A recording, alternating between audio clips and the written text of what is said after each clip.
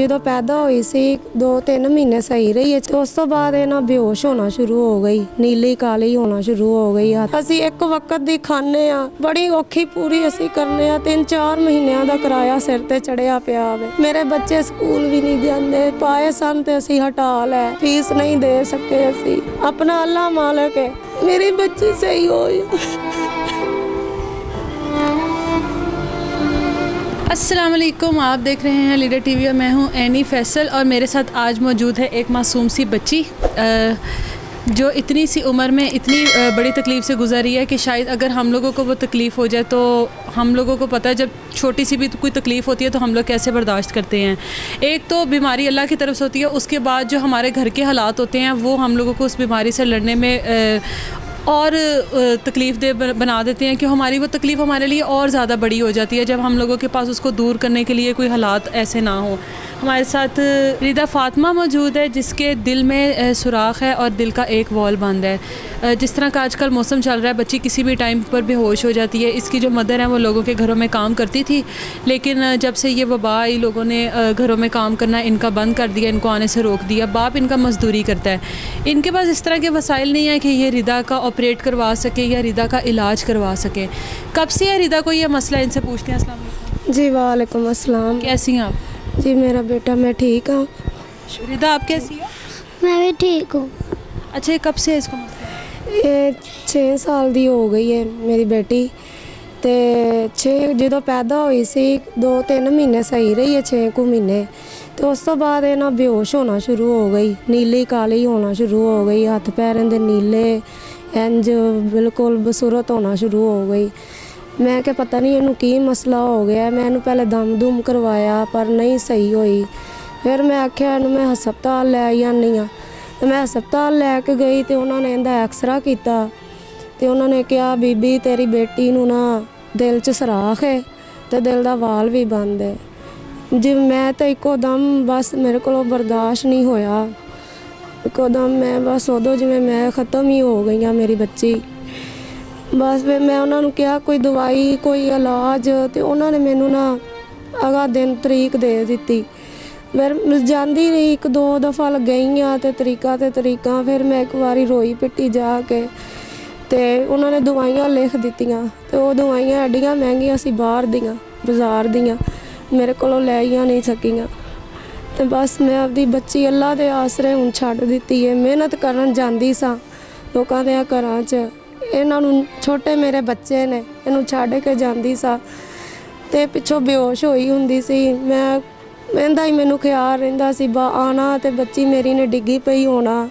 ਮੈਂ ਉਹਨਾਂ ਨੂੰ ਜਾ ਕੇ ਆਖਣਾ ਬਾਜੀ ਮੇਰੀ ਬੱਚੀ ਦੀ ਤਬੀਅਤ ਨਹੀਂ ਸਹੀ ਰਹਿੰਦੀ ਤੇ ਮੈਂ ਜ਼ਰਾ ਜਲਦੀ ਜਾਣਾ ਹੁੰਦਾ ਤੇ ਉਹਨਾਂ ਨੇ ਕਿਹਾ ਬੀਬੀ ਬਾਜੀ ਤੂੰ ਨਹੀਂ ਕਰ ਸਕਣੀ ਹੈ ਤੇ ਨਾ ਕਰ। ਫਿਰ ਇਹ ਕਰੋਨਾ ਆ ਗਿਆ, ਬਿਮਾਰੀ ਆ ਗਈ। ਮੈਂ ਕਿਹਾ ਚਲੋ ਬਾਜੀ ਮਿਹਰਬਾਨੀ ਤੁਹਾਡੀ, ਕਿਰਾਏ ਤੇ ਮੇਰਾ ਮਕਾਨ ਹੈ, 6000 ਕਿਰਾਇਆ ਦੇਈਦਾ। ਅਸੀਂ ਇੱਕ ਵਕਤ ਦੀ ਖਾਂਦੇ ਆ, ਬੜੀ ਔਖੀ ਪੂਰੀ ਅਸੀਂ ਕਰਨੇ ਆ। 3-4 ਮਹੀਨਿਆਂ ਦਾ ਕਿਰਾਇਆ ਸਿਰ ਤੇ ਚੜਿਆ ਪਿਆ ਵੇ। ਮਿਰਚਾਂ ਨਾਲ ਅਸੀਂ ਮਿਰਚਾਂ ਮੈਂ ਤੁਹਾਨੂੰ ਦਿਖਾਉਣੀ ਆ ਮੇਰੀ ਬੇਟੀ, ਅਸੀਂ ਮਿਰਚਾਂ ਬਣਾ ਕੇ ਰੱਖੀਆਂ ਹੋਈਆਂ ਨੇ। ਨਾ ਕੁਛ ਹੋਵੇ ਤੇ ਅਸੀਂ ਮਿਰਚਾਂ ਸੁੱਕੀ ਰੋਟੀ ਪਕਾ ਕੇ ਉੱਤੇ ਲਾ ਕੇ ਖਾ ਲਈਦੀ ਹੈ, ਗੁਜ਼ਾਰਾ ਕਰੀਦਾ। ਤੇ ਮੇਰੇ ਬੱਚਿਆਂ ਨੂੰ ਵੀ ਹੁਣ ਆਦਤ ਪੈ ਗਈ ਹੈ।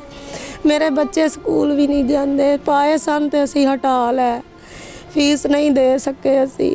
ਬਸ ਮੇਰੀ ਇਹ ਬੱਚੀ ਬਿਮਾਰ ਹੈ, ਇਹ ਦਿਨ ਰਾਤ ਬੇਹੋਸ਼ ਹੁੰਦੀ ਹੈ।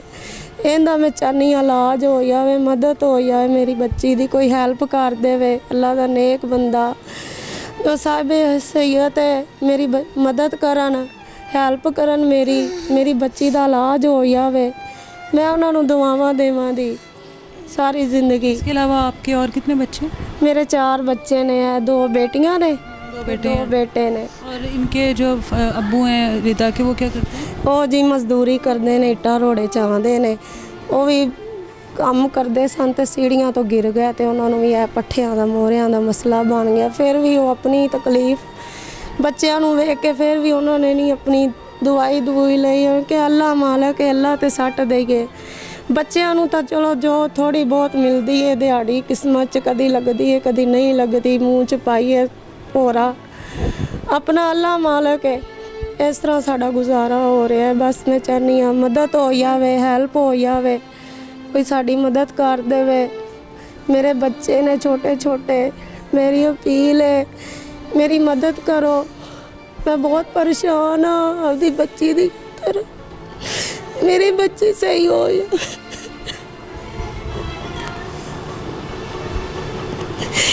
ਮੇਰੀ ਬੱਚੀ ਬਚ ਜਾਵੇ। ਮੇਰੀ ਪਤਾ ਨਹੀਂ ਜ਼ਿੰਦਗੀ ਅੱਗੇ ਵੇ ਕਹਿੰਦੀ ਅੱਗੇ ਵੇ ਮੇਰੀ ਬੇਟੀ। ਮੈਂ ਹੀ ਚਾਹੁੰਦੀ ਹਾਂ ਮੇਰੇ ਜੀਂਦੇ ਜੀਂਦੇ ਮੇਰੀ ਬੱਚੀ ਸਹੀ ਹੋ ਜਾਵੇ, ਆਪਣੇ ਆਪ ਨੂੰ ਸੰਭਾਲ ਸਕੇ।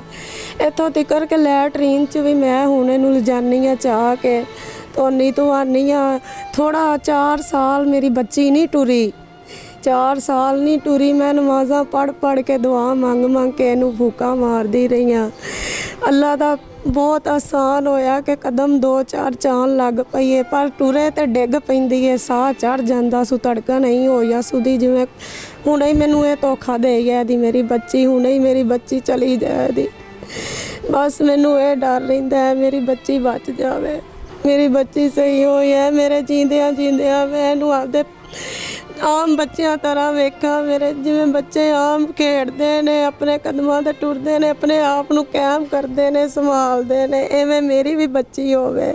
मेरी ज़िंदगी च मेरी बच्ची भी सही कभी स्कूल नहीं गई है?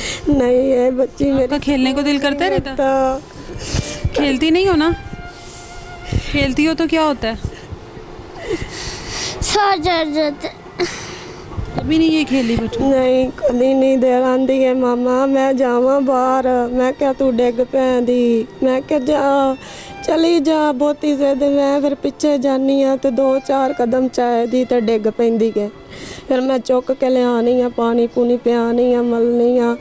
मैं आनी हाँ तेन जो मैं क्या सी धी तू ना जा, तेरा बस नहीं जा। अच्छा हूँ मामा मैं नहीं जानती, हूँ मेरे च ताकत मुक गई है मामा। खाने पीने में ये क्या खांदी है जी चाह। अच्छी खुराक इसको मिले तो ये बेहतर हो सकती है, मतलब इतनी तो एनर्जी आ सकती है कि चल फिर सके। हाँ जी, कोई दवाई ताकत वाली मिले इनू ਜਿਹੜੀ ਇਹਨੂੰ ਭੁੱਖ ਲਵਾਵੇ, ਕੋਈ ਅੱਛੀ ਦਵਾਈ ਜਿਹੜਾ ਇਹਦਾ ਖੂਨ ਬਣੇ, ਇਹਦਾ ਦਿਲ ਨੂੰ ਤਾਕਤ ਪਹੁੰਚੇ ਤੇ ਕੁਛ ਖਾਵੇ। ਕੁਛ ਨਹੀਂ ਖਾਂਦੀ ਹੈਗੀ।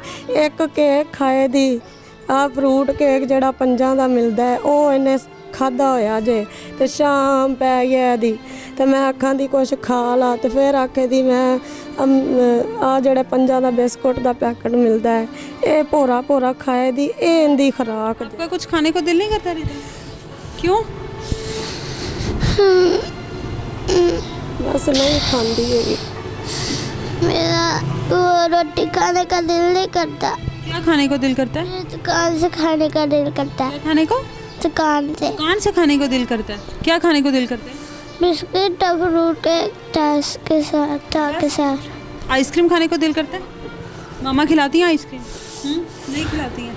ਅੱਧੀਆਂ ਲੈ ਦਈ ਦੀ ਗਏ, ਇੱਥੋਂ ਭਾਈ ਲੰਘਦਾ ਤੇ 20 ਦੀ 10 ਦੀ ਲੈ ਦਈ ਦੀ ਗਏ ਤੇ ਉਹ ਵੀ ਮੈਂ ਆਨੀ ਆ ਨਾ ਖਾ, ਗਲਾ ਖਰਾਬ ਹੋ ਜਾਂਦਾ ਸੂਆ ਸਹੀ ਨਹੀਂ ਹੁੰਦੀ, ਸਕਰੀਨ ਜਿਹੀ ਹੁੰਦੀ ਹੈ। ਨਹੀਂ ਮਾਮਾ ਮੈਂ ਠੰਡੀ ਚੀਜ਼ ਖਾਵਾਂ, ਮੇਰਾ ਦਿਲ ਨੂੰ ਥੋੜਾ ਸਕੂਨ ਮਿਲਦਾ ਮਾਮਾ। ਮੈਨੂੰ ਥੋੜੀ ਜਿਹੀ ਅੰਦਰ ਮੈਨੂੰ ਘਬਰਾ ਪੈਂਦਾ ਮਾਮਾ, ਮੇਰੇ ਬੜੀ ਆਈ ਹੁੰਦੀ ਹੈ ਮਾਮਾ। ਆਏ ਮਾਮਾ ਮੈਂ ਤੈਨੂੰ ਨਹੀਂ ਛੱਡ ਕੇ ਜਾਣਾ ਮਾਮਾ। ਇੰਜ ਮੇਰੇ ਨਾਲ ਗੱਲਾਂ ਕਰਦੀ ਹੈ ਮੇਰੀ ਬੱਚੀ, ਮੇਰਾ ਕਲੇਜਾ ਪਾੜ ਜਾਂਦਾ ਹੈ। ਆਪਣੀ ਬੱਚੀ ਅੱਲੇ ਵੇਖ ਕੇ ਮੇਰਾ ਵੱਸ ਨਹੀਂ ਚੱਲਦਾ। ਮੇਰੀ ਬੱਚੀ, ਮੈਂ ਆਪਣੀ ਬੱਚੀ ਨੂੰ ਕਿੱਥੇ ਲੈ ਆਵਾਂ? अपनी बच्चे ਨੂੰ मैं एक सही कर देवां एक झटके च। 6 साल की ये बच्ची है जिसने अभी तक खेल कर नहीं देखा कि खेलना कूदना क्या होता है। ये बच्ची चल नहीं सकती है, बेहोश हो जाती है। जिस तरह का आजकल का वेदर चल रहा है, यहाँ पर सिर्फ एक पंखा चल रहा है और जो घर की हालत है वो अपने एक टाइम की रोटी पूरी करें या बच्ची का इलाज करवाएं। मेरे बच्चे भी नहीं पढ़ते और 4 बच्चे हैं इनके, जिसमें ये बच्ची की हालत आप लोगों के सामने है। इनका नंबर हमारी स्क्रीन पर चल रहा है। कोई ऐसे लोग जो कोई डॉक्टर है और इनको देख रहा है तो इन बच्ची का इलाज, ऐसा तो कोई मसला नहीं है कि बच्ची का इलाज मुमकिन ना हो। तो ये तो अब तो हम हर तरह का इलाज होता है हमारे मुल्क में भी, तो इस बच्ची का कोई इलाज करवा दें। कोई अगर डॉक्टर देख रहा है या कोई आप लोगों में से कोई आप लोगों का जानने वाला कोई डॉक्टर है तो प्लीज़ इस बच्ची की, इनका नंबर हमारी स्क्रीन पर चल रहा है, इन लोगों से रब्ता करें, इस बच्ची का इलाज करवाएं। क्योंकि औलाद बहुत बड़ी नेमत होती है और जिनके पास नहीं है उनको पता है कि औलाद क्या होती है। और औलाद का दुख माँ बाप के लिए सबसे बड़ा दुख होता है। अल्लाह किसी भी वालिदैन को उनकी औलाद का दुख ना दिखाए। तो प्लीज़ आप लोग दिल खोल कर इनकी मदद भी कीजिए और फाइनेंशियली भी अगर आप इनकी मदद कर सकते हैं तो करें। लेकिन इस बच्ची का इलाज इस टाइम सबसे पहली हम लोगों के लिए ज़रूरत है कि इस बच्ची का इलाज हो जाए। तो इनसे रब्ता कीजिए और इस बच्ची का इलाज करने में जितना हो सके दिल खोल के इनकी मदद कीजिए। अपना बहुत सारा ख्याल रखिए। अल्लाह हाफ़िज़।